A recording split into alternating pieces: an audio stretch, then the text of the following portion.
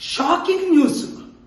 Media owners, CEOs, bureau chiefs అసలు నేను నిన్న స్టీల్ ప్లాంట్ ఆపకుండా గొంతుకు పోయినంతగా వాదించి 10 సార్లు వాదించాను. ఫిబ్రవరి 21ని ఫైల్ చేశాను. ఏప్రిల్ 24ని 25ని ఆర్డర్స్ తీసుకొచ్చాను. 1 ఇంచు స్థలం అమ్మకుంటా ఎవరమ్మారు, ఎంతకు అమ్మారు, ఎందుకు అమ్మారు, ఎవరు కొంటున్నారు అని రుజువులతో. నేను తప్ప ఎవరైనా వాదించారా?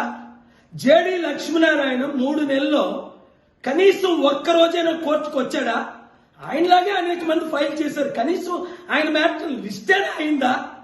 నాది అయిన తర్వాత అలాంటి ఎన్నో లిస్టులు అయ్యాయి.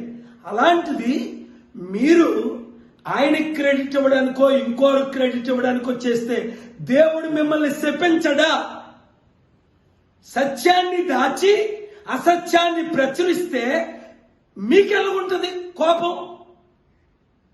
ఇంత కష్టపడి గవర్నమెంట్ని స్టీల్ ప్లాంట్ అమ్మకుంటా ఆర్డర్ తెచ్చింది ఏకైక వ్యక్తిని. 2 నెలలు కష్టపడ్డాను, 10 రోజులు ఆర్గ్యుమెంట్ చేశాను, 30-40 రోజులు ప్రిపేర్ చేశాను, కోర్టు చుట్టూ రాత్రి పగలు తిరిగాను. ఇంత చేస్తే నాకు క్రెడిట్ ఇవ్వడానికి మీకు దేవుడే అన్నాడు, whom the credit is due, the credit is due అని. ఇంకా ఎవరికో క్రెడిట్ ఇస్తే మీ కుటుంబాలు సర్వనాశనం అవ్వకపోతే నా పేరు కేఏపాల్ కాదు, మిమ్మల్ని కూడా విడిచిపెట్టను.